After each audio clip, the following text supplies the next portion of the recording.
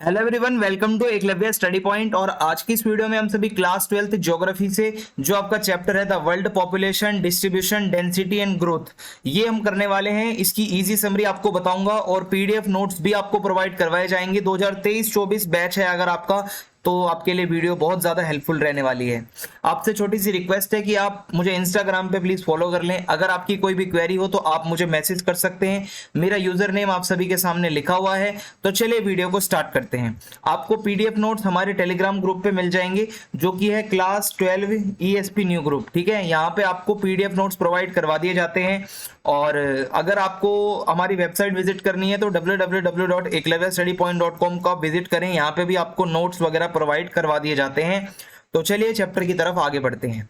तो सबसे पहले पॉपुलेशन का मतलब क्या होता है ये समझ लीजिए। पॉपुलेशन का मतलब होता है number of people living in an area on the earth. Earth में कहीं भी कोई एरिया है, वहां पर जितने लोग रहते हैं उसी को हम पॉपुलेशन या फिर जनसंख्या कहते हैं। और ये पॉपुलेशन की जो ग्रोथ होती है, जो पॉपुलेशन का डिस्ट्रीब्यूशन होता है, इसके लिए बहुत सारे फैक्टर्स होते हैं। कोई भी बंदा अगर कहीं पर जाके रह रहा है तो उसके पीछे बहुत सारे फैक्टर होते हैं। कुछ फिजिकल फैक्टर हैं, तो कुछ सोशियो इकोनॉमिक फैक्टर हैं, तो कल्चरल फैक्टर्स भी होते हैं। वन बाय वन मैं आपको सारे फैक्टर्स समझाने वाला हूं। तो सबसे पहले हमारा टॉपिक है factors influencing the distribution of population, यानी कि वो कौन से फैक्टर्स हैं जिनकी वजह से लोग किसी एक एरिया में रहने के लिए जाते हैं, सेटल होते हैं। कौन से फैक्टर्स हैं? तो देखिए, सबसे पहले आते हैं हमारे जियोग्राफिकल फैक्टर्स या फिर फिजिकल फैक्टर्स, जो कि हमारे नेचर से जुड़े हुए हैं। जैसे कि है अवेलेबिलिटी ऑफ वाटर। आप अगर कहीं भी रहने जाओगे तो भाई पानी तो आपको सबसे पहले चाहिए, क्योंकि जल ही जीवन है। पानी पीने के लिए, नहाने के लिए, कुकिंग के लिए, फसलों के लिए यानी कि क्रॉप्स के लिए, इंडस्ट्रीज के लिए तो चाहिए ही चाहिए। यही कारण है जो ज्यादातर रिवर वैलीज होती हैं, जैसे गंगा रिवर है, इंडस रिवर है, जो भी रिवर वैली है उसके आसपास बहुत ज्यादा लोग रहते हैं। ठीक है, क्योंकि वहां पे पानी की अवेलेबिलिटी ज्यादा होती है। और इसी के अंदर यानी कि फिजिकल फैक्टर्स के अंदर जो दूसरा पॉइंट है वो है लैंड फॉर्म्स। अब देखो, ज्यादातर लोग ऐसे एरिया में रहना पसंद करते हैं जो प्लेन एरियाज होते हैं, जेंटल स्कोप, जो मतलब जेंटल स्लोप्स होते हैं, जहाँ पे ना कि ऊबड़ खाबड़ ऐसे ऐसे इधर ऐसे में बहुत कम लोग रहते हैं। जो आपको फोटो में दिख रहे हैं ना, ये प्लेन एरियाज हैं। यहाँ पे ह्यूमन सेटलमेंट सबसे ज्यादा होती है, क्योंकि आप यहाँ पे कल्टीवेशन कर सकते हो क्रॉप्स का, आप यहाँ पे रोड बना सकते हो, सीधा रास्ता होगा तो आप रेल बना सकते हो, मतलब रेलवे स्टेशन या फिर रेलवे की पूरी जो है लाइन बिछा सकते हो। आप इंडस्ट्रीज यहाँ पे सेटअप कर सकते हो। सो जो प्लेन होते हैं वो सबसे ज्यादा पॉपुलेटेड होते हैं। और सबसे बढ़िया एग्जांपल है इंडिया में जो उत्तर प्रदेश है, वो प्लेन वाला एरिया है, पूरा प्लेन वाला एरिया है, सबसे ज्यादा पॉपुलेटेड है इंडिया में। सो ये हो जाएगा। तीसरी हेडिंग आएगी इसके अंदर क्लाइमेट। अब अगर आप कहीं रहने जाओगे तो वहीं तो रहोगे ना जहाँ पे मतलब जो टेम्परेचर है, जो क्लाइमेट है वो नॉर्मल रहता हो। आप हार्श कंडीशंस में नहीं रह सकते। ठीक है, अगर एक्सट्रीम क्लाइमेट है, कहीं पर बहुत ज्यादा चेंजेस हो रहे हैं, हैवी रेनफॉल है, वहां भी नहीं रह पाओगे। बहुत ज्यादा गर्म है डेजर्ट की तरह, वहां भी नहीं रह पाओगे। बहुत ज्यादा ठंडा है, बर्फ जम रही है, वहां भी नहीं रह पाओगे। सो लोग उधर ही रहना पसंद करते हैं जहां पर थोड़ी सी कम सीजनल वेरिएशंस होती हैं, नियर द कोस्ट और सी, या कोई ऐसे इलाके जहां पर जो टेम्परेचर है वो मीडियम रहता हो, ना ज्यादा गर्म ना ज्यादा ठंडा। अब इसके बाद अगला इसी में ही एक पॉइंट आता है सॉइल। ठीक है, टोटल इसके अंदर जो हेडिंग आती है वो 4 आती हैं। एक तो वाटर की अवेलेबिलिटी बहुत जरूरी होती है, दूसरा लैंडफॉर्म कैसा है, तीसरा क्लाइमेट और चौथा है सॉइल। अब जहां तक की बात करें इंडिया में, तो लोग देखते हैं कि सॉइल अच्छी होनी चाहिए, वहीं पर लोग रहना चाहते हैं, क्योंकि जहां पर फर्टाइल सॉइल होती है तो वहां पे आप एग्रीकल्चरल डेवलपमेंट अच्छे से कर सकते हो। ठीक है, सो इस वजह से सॉइल्स भी एक इंपॉर्टेंट फैक्टर होते हैं। तो ये हमारे ज्योग्राफिकल फैक्टर हो जाएंगे। अब मैं आपको इकोनॉमिक फैक्टर पढ़ाने वाला हूं। सो इकोनॉमिक फैक्टर में सबसे पहली चीज आती है मिनरल्स। देखिए, मिनरल आपके स्क्रीन के सामने है, आपको पता ही होगा।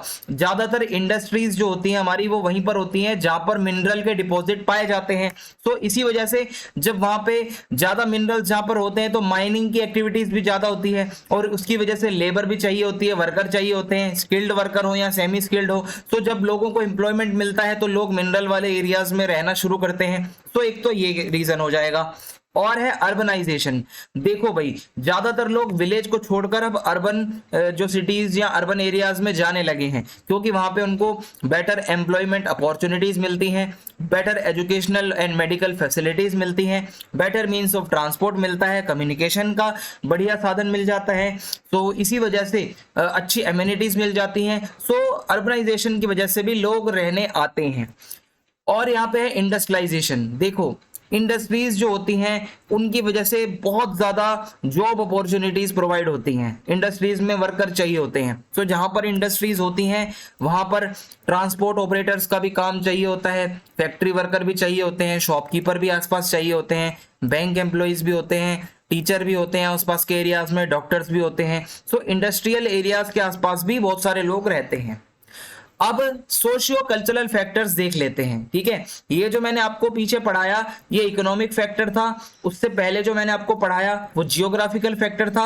अब लास्ट फैक्टर जो आता है, ठीक है, वो है सोशियो कल्चरल फैक्टर। सो इसके अंदर क्या है, कल्चरल सिग्निफिकेंस की कुछ ऐसी जगहें होती हैं, मान लो कोई वृंदावन है, मथुरा है, हरिद्वार है या अजमेर है, ये कुछ ऐसी जगहें हैं जो कि कल्चरल, मतलब जैसे वाराणसी है, जो कि कल्चरली हमें अट्रैक्ट करती हैं। सो लोग वहां पर रहना चाहते हैं, और कम्युनिटी वाइज भी लोग रहते हैं, जहां पर उनकी कम्युनिटी के लोग ज्यादा होते हैं, लोग वहां पर रहना पसंद करते हैं। इसके अलावा अगर किसी एरिया में पॉलिटिकल कुछ अनस्टेबिलिटी है या कोई युद्ध वगैरह, वॉर वगैरह चल रही है, उस वजह से भी लोग उस जगह को छोड़ देते हैं और कहीं और रहने लग जाते हैं जहां थोड़ी पीस हो। सो ये सोशियो कल्चरल फैक्टर्स में आ जाएगा। अब हमारा अगला टॉपिक है पॉपुलेशन डेंसिटी।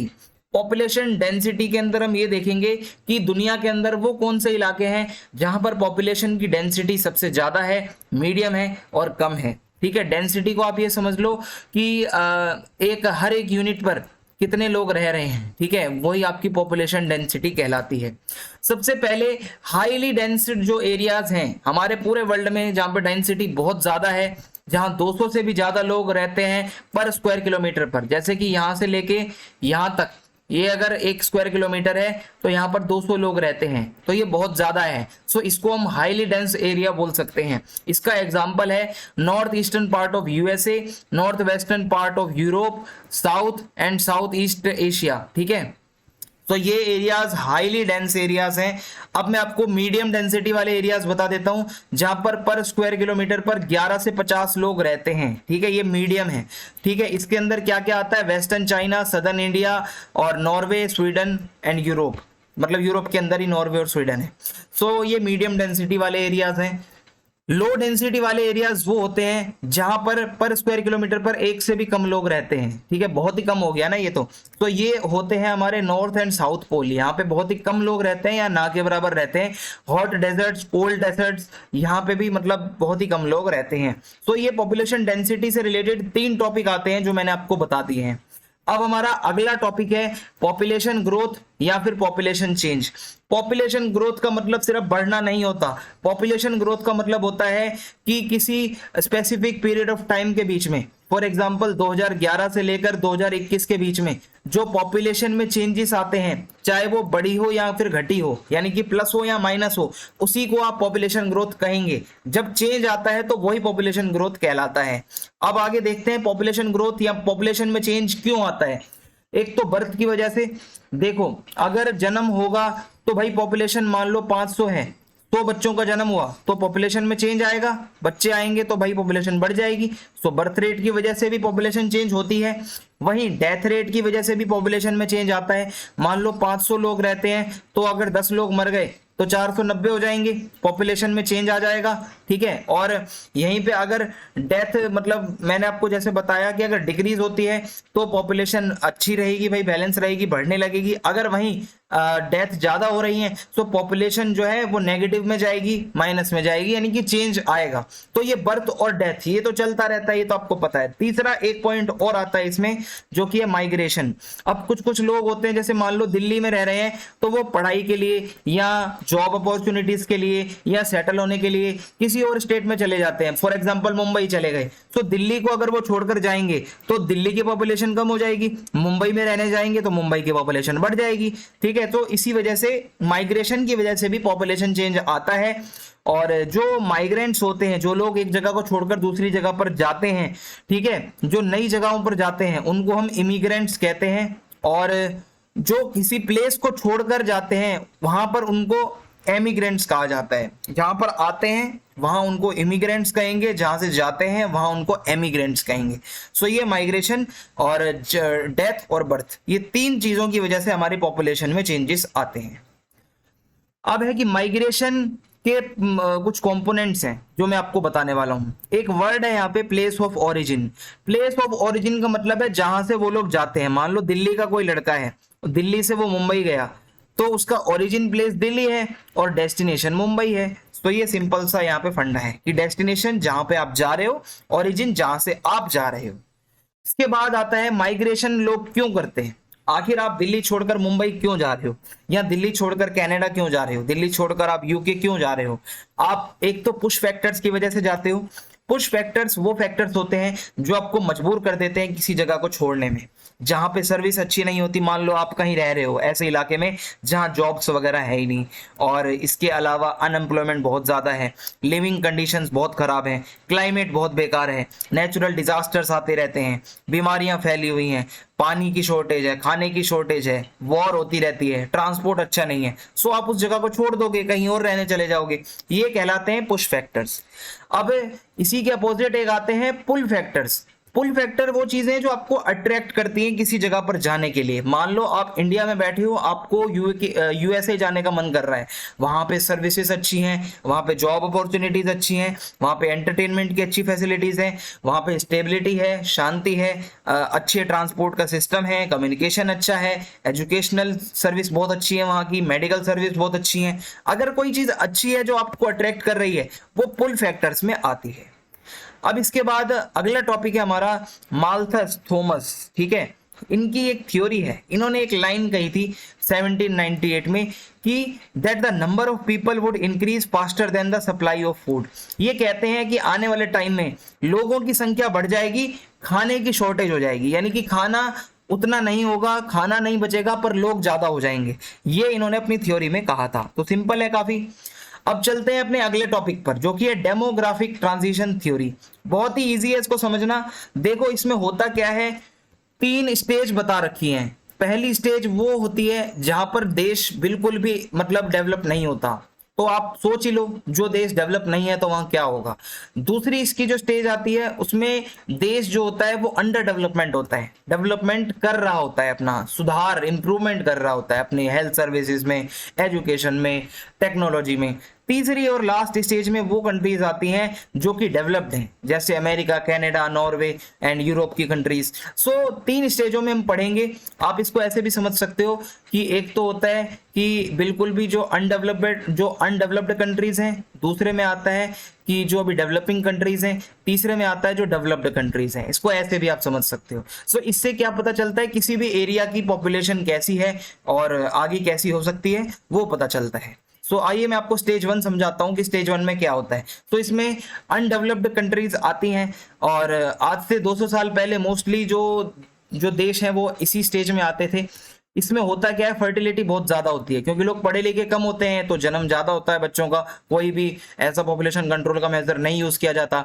मोर्टेलिटी रेट भी हाई होती है, लोग मरते भी ज्यादा है, पैदा भी ज्यादा होते हैं। क्यों मरते क्यों है, क्योंकि मेडिकल कंडीशन जो है उनकी खराब हो जाती है और मेडिकल सर्विस मिलती नहीं है, ट्रीटमेंट मिलता नहीं है, क्योंकि देश इतना डेवलप्ड नहीं है। और क्या होता है, मोस्टली लोग जो है वो रूरल एरियाज में रहते हैं, ज्यादातर लोग एग्रीकल्चर का ही काम करते हैं। और लो लाइफ एक्सपेक्टेंसी, यानी कि उम्र बहुत कम होती है यहाँ पे, लोगों की बीमारियां हो जाती हैं लोगों को, और लोग अनपढ़ होते हैं, इलिटरेट होते हैं। सो ये स्टेज 1 है। ये पूरे वही देश आते हैं इसके अंदर जो बिल्कुल भी डेवलप्ड नहीं होते। दूसरे स्टेज में वो देश आते हैं जो कि डेवलपिंग कंट्रीज हैं, जो इंप्रूवमेंट कर रही हैं। तो इस स्टेज में पॉपुलेशन का एक्सप्लोजन होने लगता है, धीरे धीरे फर्टिलिटी जो है वो हाई होती रहती है, लेकिन धीरे धीरे आगे चल के वो डिक्लाइन भी होती है जैसे जैसे इंप्रूवमेंट होता है एजुकेशन में। मोर्टेलिटी रेट कम हो जाती है क्योंकि यहाँ पे हेल्थ फैसिलिटीज में सुधार होने लगता है, इंप्रूवमेंट आने लगता है। और इंप्रूवमेंट होता है हेल्थ फैसिलिटीज में तो लोग कम मरते हैं, लोगों को ट्रीटमेंट मिलने लगता है। और एजुकेशन में काफी इंप्रूवमेंट होता है इस वाली स्टेज में। यानी कि ये पूरी स्टेज इंप्रूवमेंट की है। सारे वर्ड सेम है, बस आगे इंप्रूवमेंट लगा दो। टेक्नोलॉजी में इंप्रूवमेंट, एजुकेशन में इंप्रूवमेंट, हेल्थ फैसिलिटीज में इंप्रूवमेंट, एजुकेशन में ठीक है इंप्रूवमेंट। तीसरा स्टेज वो होता है जिसके अंदर डेवलप्ड कंट्रीज आती हैं, बड़े बड़े अमेरिका जैसे देश, रशिया जैसे देश, ब्रिटेन। ये क्या होते हैं कि यहाँ पे फर्टिलिटी भी कम होती है, मोर्टेलिटी रेट भी कम होती है, क्योंकि ये लोग अपने परिवार को छोटा रखते हैं और हेल्थ फैसिलिटीज बहुत ही नेक्स्ट लेवल की होती हैं, तो लोग मरते भी कम हैं। और यहाँ की ज्यादातर पॉपुलेशन अर्बनाइज्ड होती है, लोग शहरों में रहना पसंद करते हैं, लिटरेट होते हैं ज्यादातर लोग जो होते हैं, और टेक्नोलॉजिकल लेवल बहुत हाई होता है, एजुकेशनल फैसिलिटीज भी बहुत हाई होती हैं, और हेल्थ फैसिलिटीज भी बहुत अच्छी होती हैं। सो इस तरीके से ये हमारी डेमोग्राफिक ट्रांजिशन थ्योरी कहती है। अगर आपको ये पूरा चैप्टर इजीली समझ में आ गया है तो आप प्लीज चैनल को सब्सक्राइब करके फीडबैक जरूर लिखें कमेंट बॉक्स में, और वीडियो को लाइक करें और शेयर करें। जय हिंद, जय भारत। मिलते हैं नेक्स्ट